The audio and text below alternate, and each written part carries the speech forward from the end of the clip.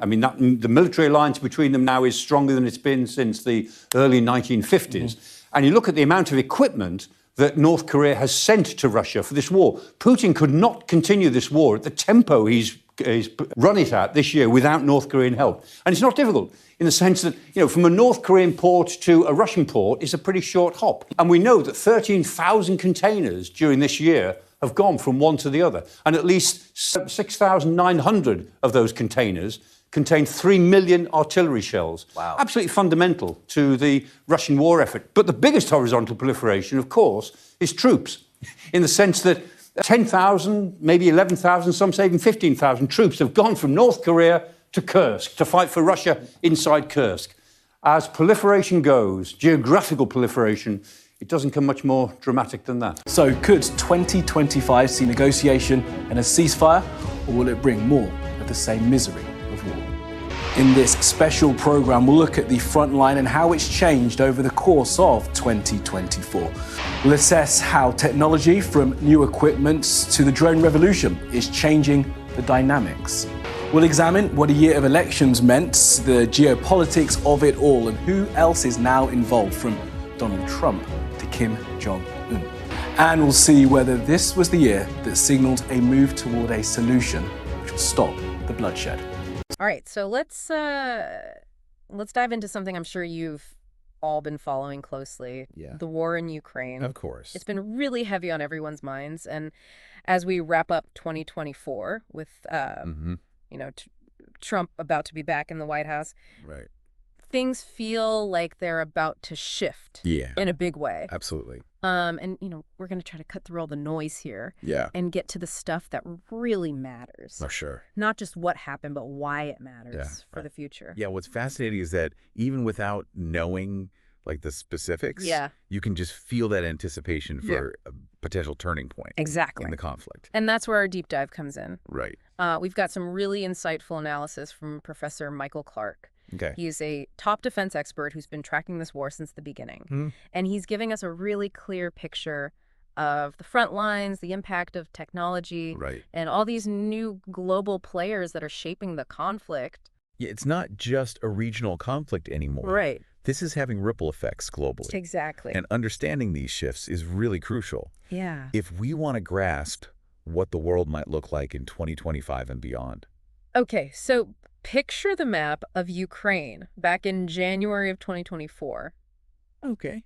Kind of familiar front lines, right? But hold on to that image because things got really dynamic throughout the year. It's been intense back and forth fighting with gains and losses on both sides. Yeah. Imagine a tug of war. Yeah. Where the rope may not move that much overall, but the struggle is fierce. Right. And the stakes are incredibly high. So Professor Clark highlights a few key locations. Right. First, there's Chavis Yard. Chavis Yard. It might sound obscure. Okay. But controlling this high ground would give Russia a significant advantage in pushing north. So think of it as a strategic stepping stone. Right. If Russia captures Chavis Yard, it opens up these new offensive possibilities, making things even more difficult for Ukraine.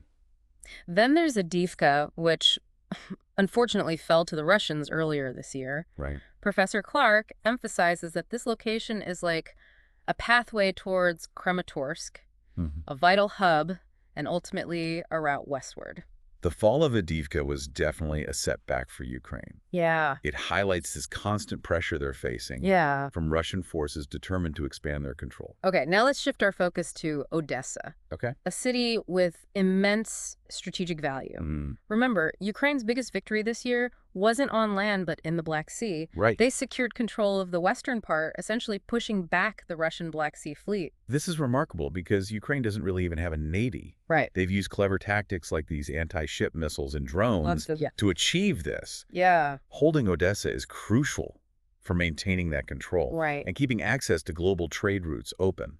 The fight for Odessa has been brutal, and its continued resistance is a testament to Ukraine's resilience. It is. Professor Clark makes it clear, though, this control of the Black Sea, it's a lifeline. Right. It's not a guaranteed win. Right. It prevents a total loss, but the fight is far from over. Here's where it gets really interesting. Okay. The war is being fought on multiple levels. Okay. From 19th century trenches Wow. to cutting-edge drone warfare. Professor Clark calls it the drone revolution. It is. It's not just about those big Iranian Shahed 136s we've all been hearing about. Right. It's the emergence of these smaller, more agile drones, the FPV drones, that are really changing the game.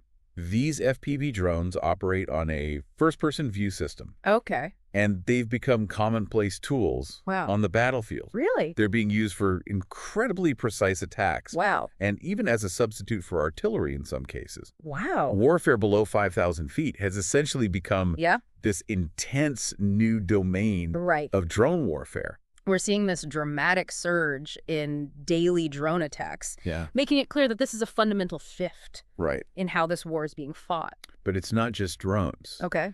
Professor Clark also points to several new weapon systems on both sides that are forcing a reassessment of tactics and strategies. So on the Ukrainian side, we've got the long-awaited F-16 fighter jets finally in operation, along with the long-range Storm Shadow missiles. Now, while neither of these is a magic bullet, they've definitely had an impact. They have. However, what's really grabbing attention are the U.S.-supplied Army tactical missile systems. Yeah, the ADTs. Or ADCMS. Yeah. These ballistic missiles are incredibly tough to defend against, have good range. Yeah. And as Professor Clark puts it, they obliterate their targets. Yeah, they do. The introduction of these advanced weapons has sparked debate about targeting sites within Russia.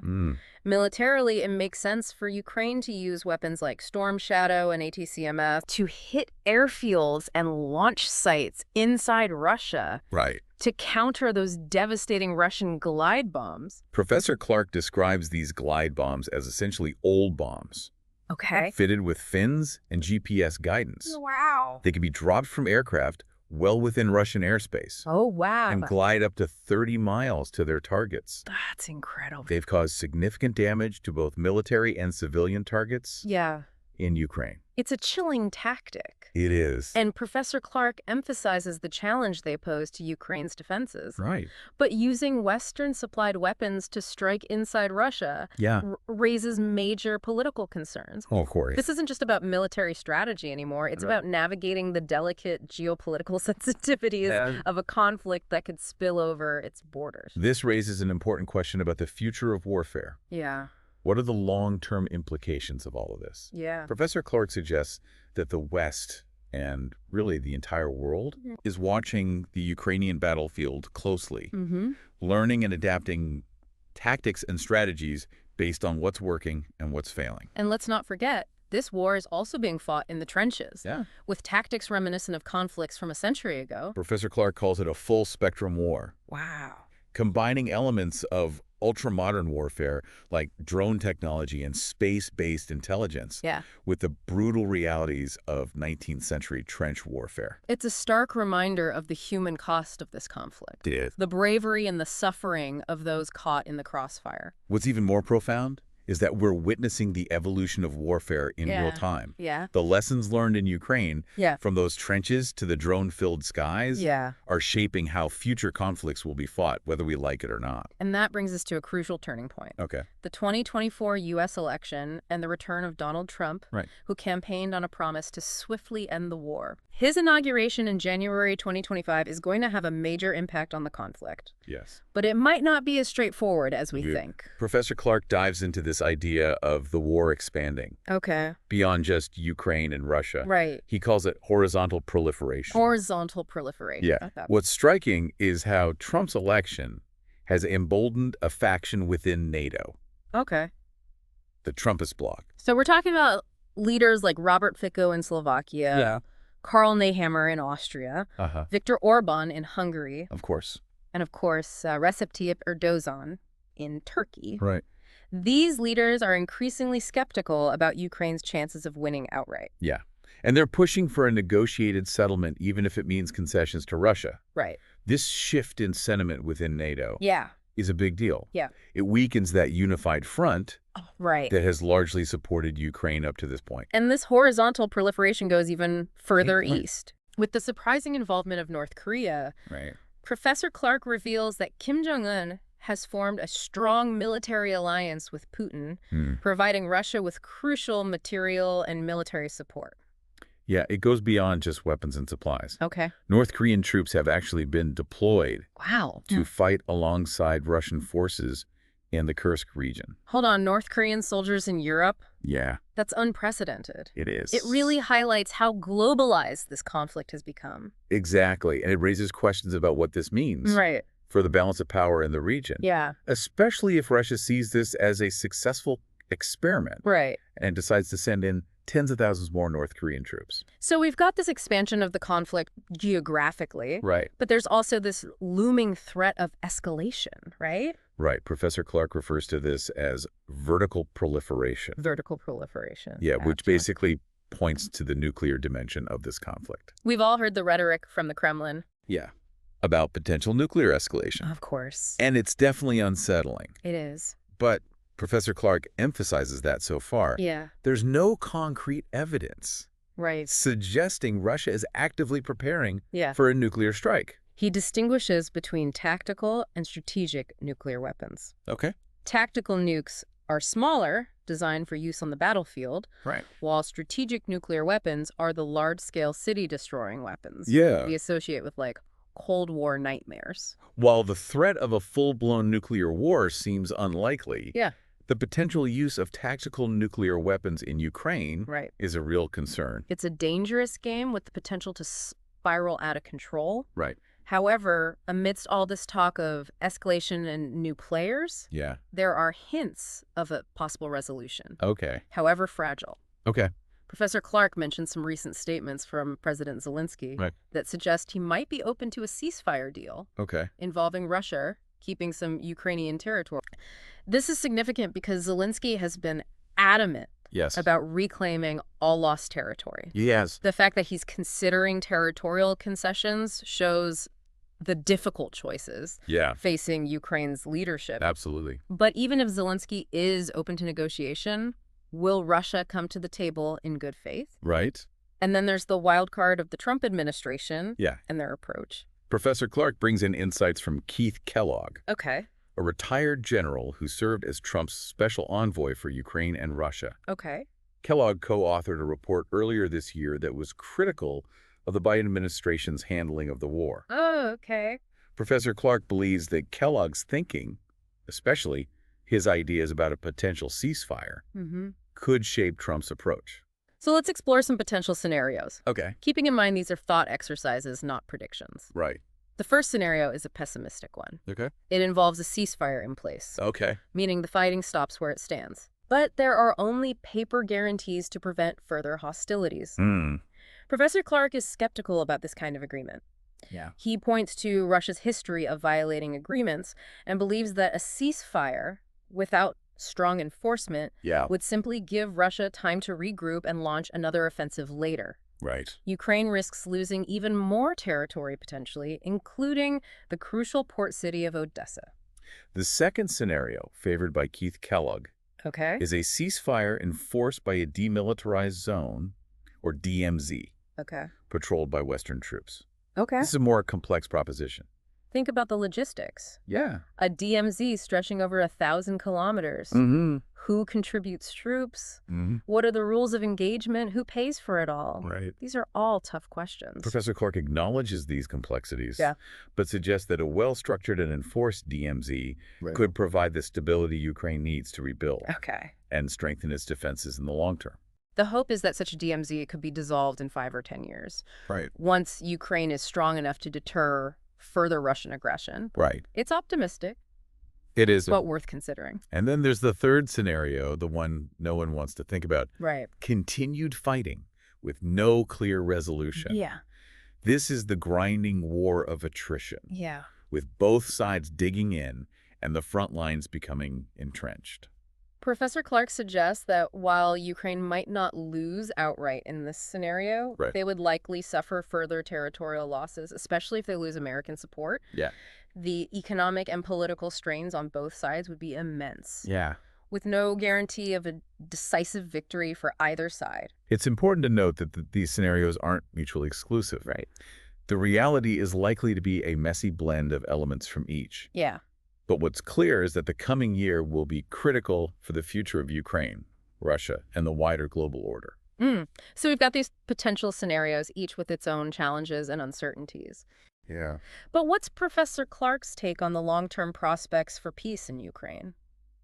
His analysis takes a sobering turn here. Okay. He doesn't see the war ending anytime soon. Really? He uses the term generational conflict. Generational conflict. Yeah. Wow. Suggesting that the issues driving this conflict are so deep-rooted, so fundamental to both Russia's and Ukraine's sense of identity and security, Wow. that it could take decades to Decades. truly resolve. That's a pretty bleak outlook. It is. But it makes us confront the reality of what a protracted conflict means. Yeah. Not just for Ukraine and Russia, but for the whole world. He suggests that while the intensity of fighting might come and go, Yeah. the underlying tensions will persist, erupting into violence again and again, Wow. much like we've seen in other long-lasting conflicts around the world. It's a reminder that there are no easy solutions to a conflict with such complex historical, political, and cultural roots. And Professor Clark leaves us with this thought-provoking point. Oh. Even if a ceasefire is reached, even if the guns fall silent, Yeah. the true cost of this war will continue to be felt for generations to come. The physical and psychological scars on the Ukrainian people, the destroyed infrastructure, the economic devastation, the broken relationships between nations, the erosion of trust in global institutions. Yeah.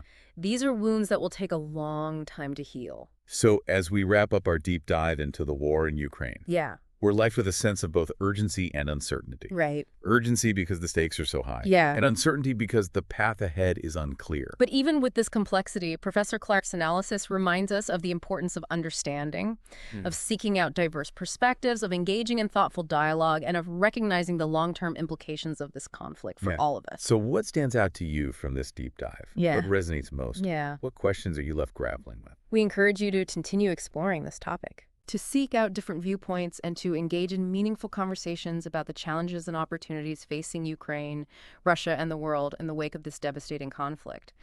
So we've explored these possible scenarios, but it sounds like Professor Clark is saying this isn't something that just ends with a treaty signing. Right. This generational conflict idea, what does that really mean for Ukraine's future? It means that even if the active fighting stops, the underlying tensions and grievances will likely continue to simmer for decades. So even if there's a ceasefire, a peace agreement, Right. this isn't something Ukraine or the world can just move on from? Not easily. Think of it like this. The conflict has reshaped Ukraine's identity. Okay. It's forged this new sense of national unity and purpose. Right. But it's also come at a tremendous cost. Lives, lost families, displaced cities, destroyed. Yeah. These scars run deep and will take generations to heal. It's hard to imagine what that kind of long-term recovery even looks like. It's a monumental task. Yeah. Rebuilding infrastructure is one thing, but rebuilding trust, both within Ukraine and internationally, is a whole other challenge. And then there's the psychological toll Yeah. on a nation that's been constantly on edge, living under the threat of violence. Earlier you talked about this war being a full spectrum conflict, combining old and new ways of fighting. Right. What does this generational conflict idea mean for the future of warfare itself? Professor Clark suggests we're seeing a shift towards more protracted, Okay. diffuse conflicts where the lines between war and peace become blurred. Like what? Think cyber attacks, information warfare, proxy conflicts. Yeah. These things don't fit neatly into traditional definitions of war. So even if the tanks stop rolling and the missiles stop flying, Yeah. this conflict could continue in other forms. Exactly. And that makes it even harder to find lasting solutions. Yeah. It's not just about negotiating a ceasefire. It's about addressing deep-seated historical grievances, competing narratives, and a fundamental struggle for power and influence. It sounds like this war, even if it ends in a traditional sense, is going to be a defining event for the 21st century, I think so. shaping global politics and security for years to come. Absolutely. Okay. And it highlights the need for a different kind of thinking. Okay. A long-term perspective that goes beyond immediate military objectives. Okay. This is where understanding those why questions Right. becomes so important. At the start of this deep dive, we talked about not just understanding what happened in 2024, but why it matters. Right. I think what's becoming clear is that this war's significance goes far beyond territory or military victories. It does. It's about fundamental shifts in the global order and the way we think about war and peace. Right. And in the choices we make about the future we want to build. It's a sobering thought, but a necessary one. Yeah. And it's one that should push us to be more informed, more engaged, Yeah. and more willing to grapple with these complex issues. Professor Clark doesn't give us easy answers. No, he doesn't. But he does leave us with a lot to think about. He does. And maybe that's the most important takeaway of all.